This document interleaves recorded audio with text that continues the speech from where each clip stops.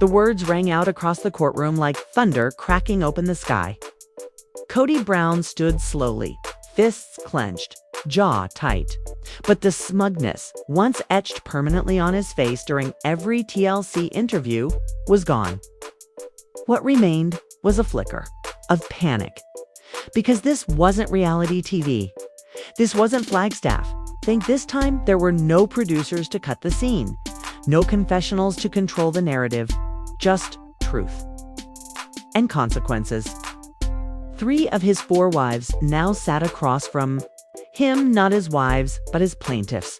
Mary, Janelle, Christine, no longer smiling, no longer submissive, no longer silent. And the 4th, Robin, the so-called favorite, was absent. And her absence was deafening. For over a decade, America watched Kody Brown charm the cameras. A man with 4 wives, 18 children, and a carefully curated image of unity under the banner of plural marriage. He called it faith, family, freedom. But behind the smiling scenes of birthdays and bonfires, the rot had already begun. The off-camera story, the real story, was far darker. Now seated in a courtroom surrounded by attorneys, Kody Brown was no longer the leader of a family. He was the accused, not in criminal court, but in the court of spiritual betrayal, financial deception, and emotional abandonment. Christine's lawyer was the first to speak, calm, collected, and lethal. She read from Christine's journals, played clips from the Sister Wives show, audio tapes of Kody laughing off the needs of his wives while doting endlessly on Robin. The courtroom sat frozen as Kody's own voice echoed off the walls. I don't owe anyone an apology for who I love more. I'm not running a democracy. Christine didn't blink. Her hands were folded neatly in her lap as her attorney laid out the truth that Christine had been emotionally abandoned, manipulated under the guise of faith, and financially locked into a system designed to serve only one woman, Robin. Then came the shocker. Christine hadn't just filed for separation. She demanded a court declaration that the family's financial setup was abusive and exploitative, and the evidence was damning. A forensic accountant testified that over $7 million money earned from books, TLC royalties, speaking gigs had either disappeared or had gone straight into Robin's private accounts, her home, and her personal ventures. Christine wanted the entire family trust frozen, all accounts halted, an immediate audit. Kody's attorneys rushed to spin it, called it bitterness, media manipulation, a vendetta from ex-wives who couldn't accept his love for Robin. Kody stood, adjusted his jacket, tried to summon that old TV charm. I didn't force anyone into this life, they chose it. I did what I could to keep us together. If I spent more time with Robin, it's because she needed it. The others, they gave up. But the judge wasn't buying it. She leaned forward and asked one simple question. Did you ever legally protect the interests of the other wives? Did they have deeds, account access, legal ownership of property? Kody swallowed. No, but we had faith. Her answer was swift and sharp. Faith is not a legal contract. An emotional manipulation under religious pretense is not a defense in this courtroom. Outside, cameras flashed. Reporters screamed headlines. Christine Brown demands custody. Kody's assets frozen. Janelle and Mary may join lawsuit. Inside, Christine wasn't gloating. She was steady, clear. I'm not doing this out of anger, she told the press in a calm voice. I'm doing this to protect my children.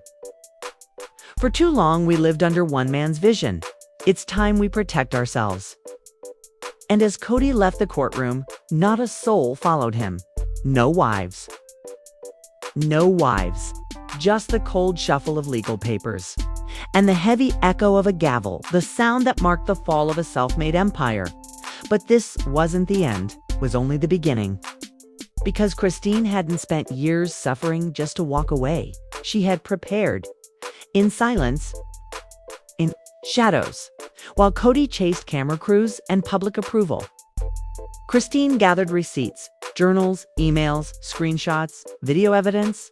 And when she struck with precision. She didn't just ask for freedom, she brought lawyers, child psychologists, and a media strategy team. Her case was airtight. My client entered a spiritual marriage based on equality, her lawyer said. What she received was favoritism, manipulation, and decades of emotional erosion. They showed footage from TLC. Kody ignoring Christine's affection, belittling her in family meetings. And the final nail, the now infamous clip where Kody admitted coldly, "I'm not going to fake it. I don't want to be intimate with Christine." That moment, broadcast years ago, off for entertainment, now served as legal evidence of emotional abandonment. But it wasn't just about Christine. It was about Truly, their youngest daughter. Christine's team detailed how Kody had missed holidays, school events, doctor appointments.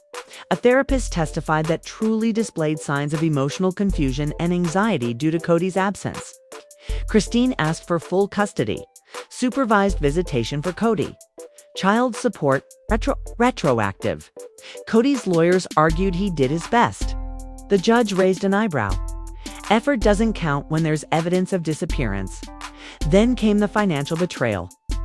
Christine had invested in the family's homes in Las Vegas and Arizona.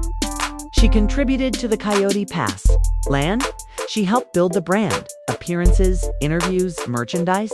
Yet she had no legal ownership of anything.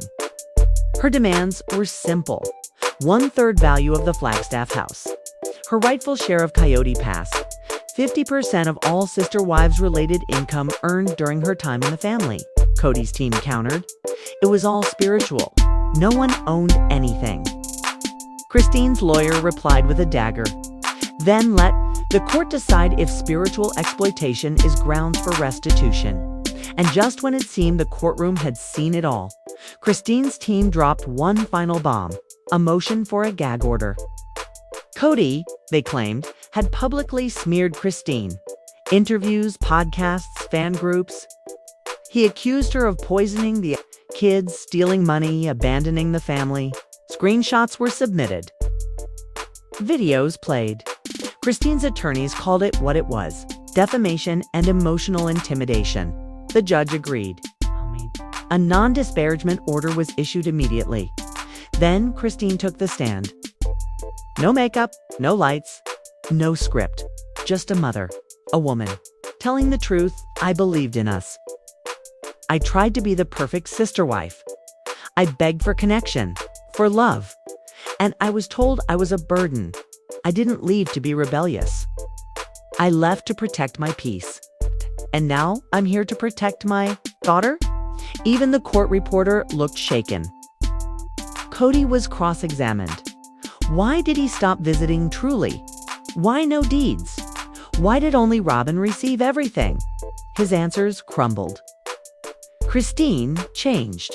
She became difficult. The judge stopped him. Cold.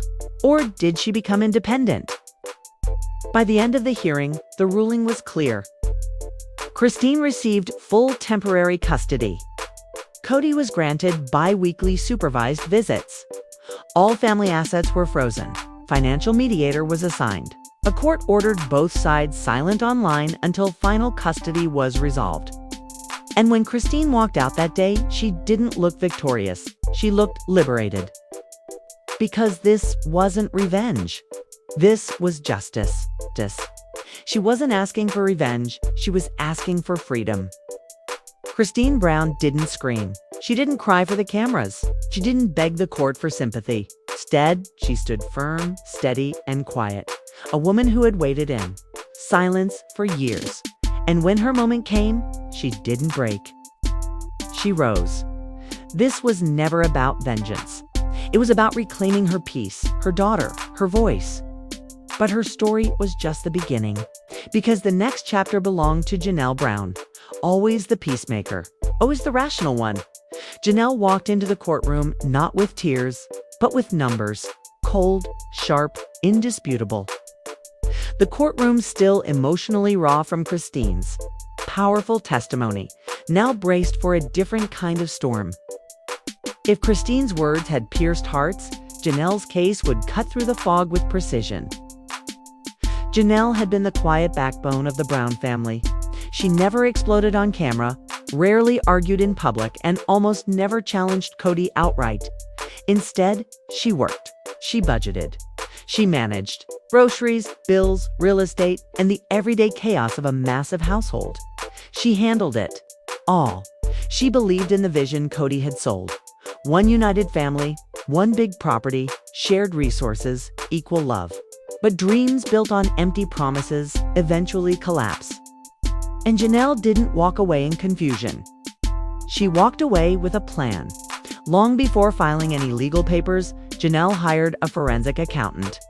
Quietly, carefully, she handed over years of financial records, TLC contracts, joint account statements, tax documents, merchandise revenue, speaking fees, and real estate contributions. And the results were staggering.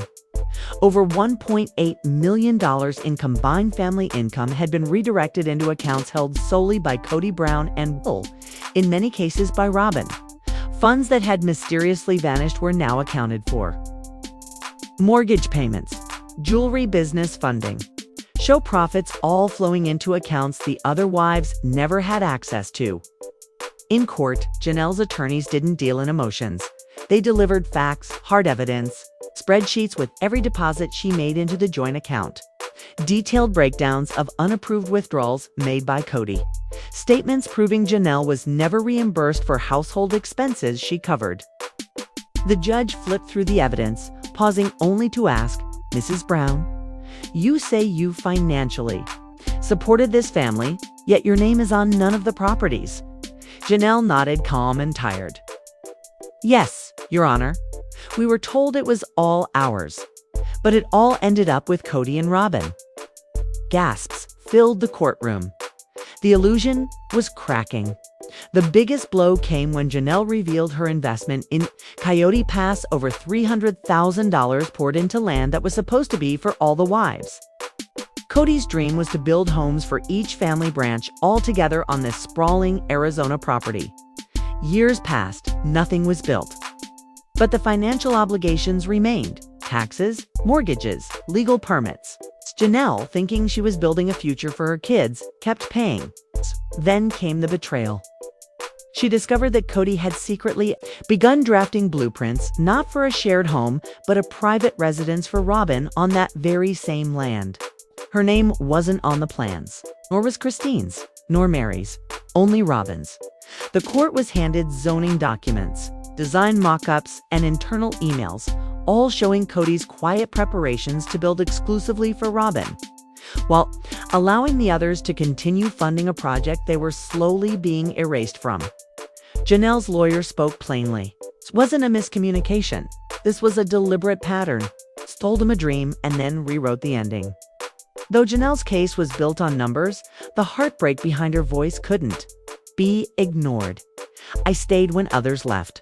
I worked when others rested. I paid when others enjoyed. I believed in what he said, that we were building something together. But in the end, I was just a checkbook to him." Kody was shaken. He had painted Janelle in the media as distant, unromantic, and difficult. But none of that could stand against her receipts.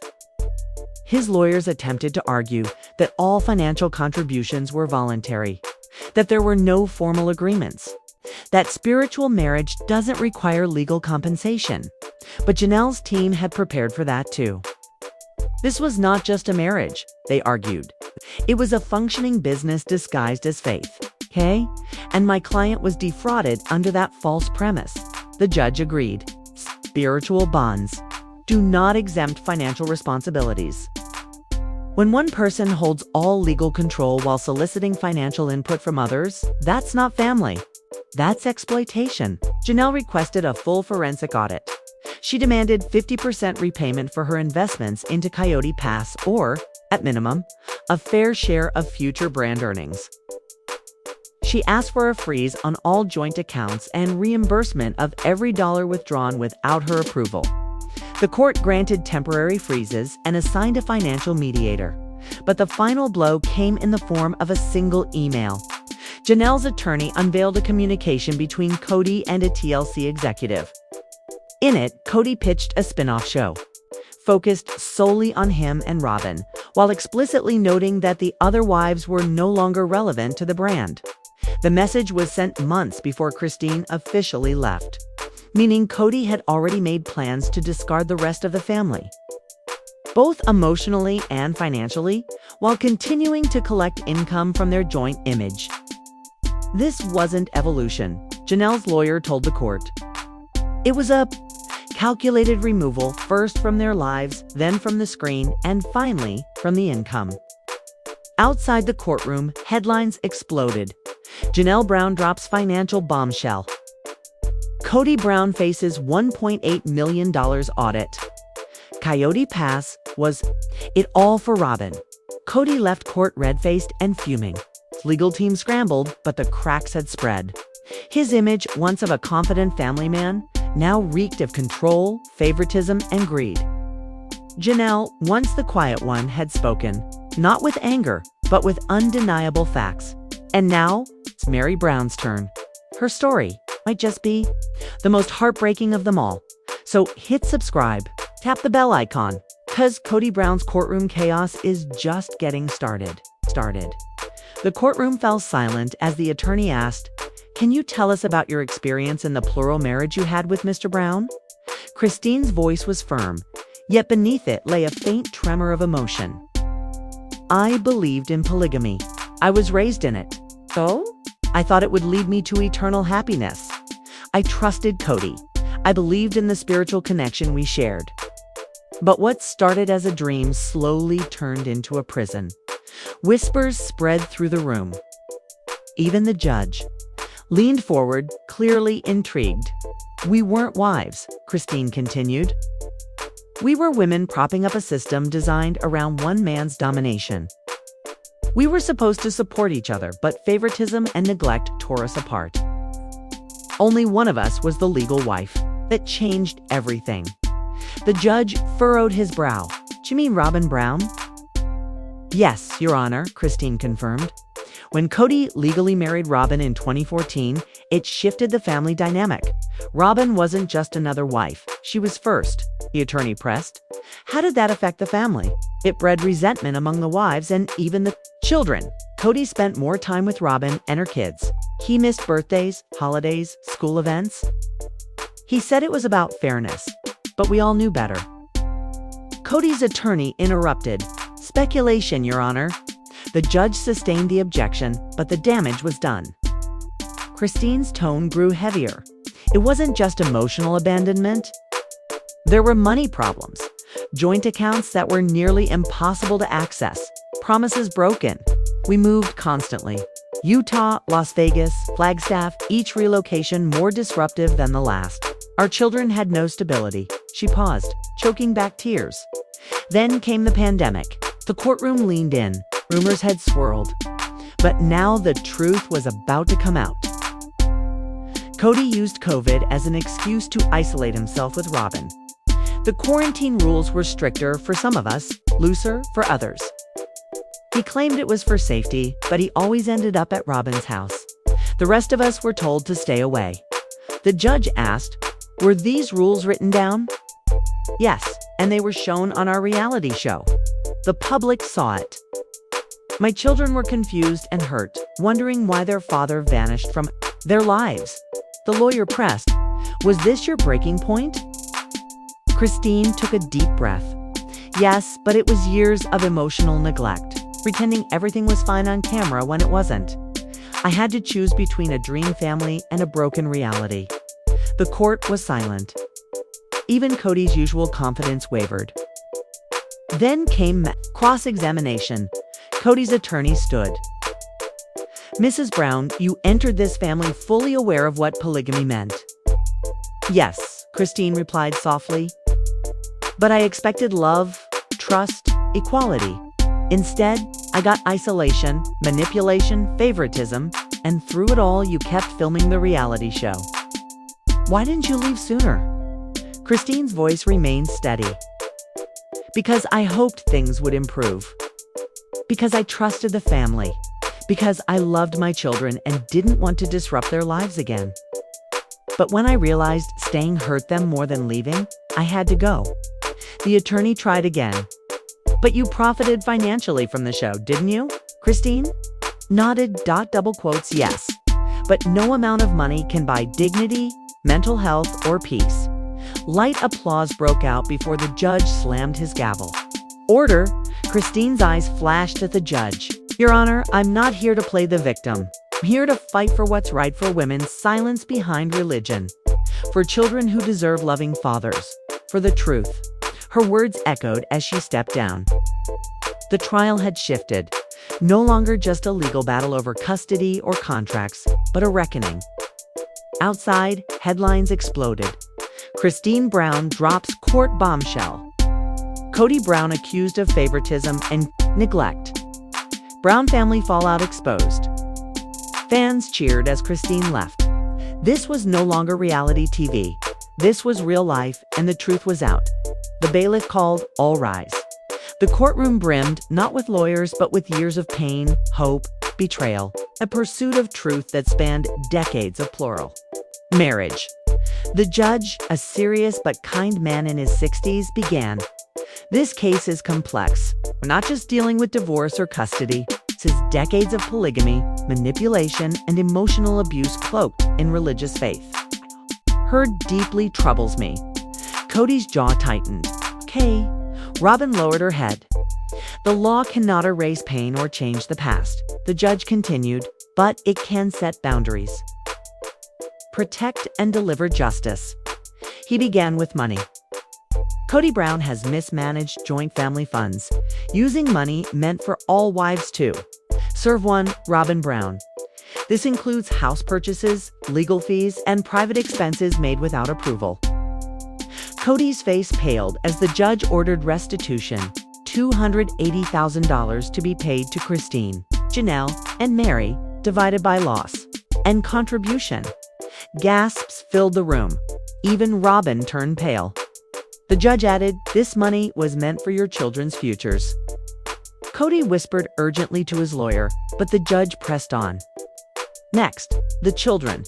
Though many of the Brown children are adults, some minors have suffered emotionally from Kody's favoritism and absence. He read from a psychologist's report.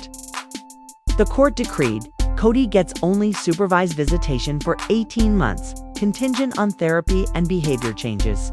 Full custody goes to the mothers. Christine hugged her attorney. Janelle wiped away tears. Robin looked stunned, not by the ruling, but that the court saw Kody as toxic even to his own kids. Then came the toughest part. There is overwhelming evidence of emotional coercion, religious manipulation, and control disguised as spiritual leadership. Kody's lawyer tried to object, but the gavel struck down. Though no physical abuse occurred, Kody's actions meet the state's emotional abuse statutes. The courtroom gasped. The court mandated psychological therapy for Kody and issued a restraining order, preventing contact with Christine and her children except court-monitored communication. Christine finally broke down, tears, not of sadness, but relief. After years of gaslighting and control, the law had finally listened. As journalists scrambled and social media exploded, the Browns quietly packed their lives away. The courtroom emptied, but the shockwaves remained. Was this the end of Kody Brown? As the public knew him, debates erupted over faith, emotional abuse, and legal boundaries in modern polygamy. But behind the headlines, the wives were free. Christine embraced her daughter. Janelle breathed deeply, like tasting freedom after years. Mary, usually quiet, asked, "Can we finally move on?" Robin lingered, whispering to Kody. The loyalty was fractured, but not broken. Before leaving, a reporter asked Kody for a comment. Shattered and worn, he said, "I loved my family. I tried to do right by them. I guess I did wrong." And with that, he vanished from the public eye. Months later, the Brown women thrived. Christine started a podcast on recovering from toxic relationships. Janelle opened a wellness retreat for women leaving controlling marriages. Mary began writing her book. Kody disappeared, appearing only occasionally in tabloids, alone and distant from the family he once ruled. This trial did more than settle legal matters. It exposed a painful truth. Even in the name of family and faith, control can never be disguised as love forever. Because in the end, justice doesn't care how many wives you have. It only cares what kind of man you choose to be.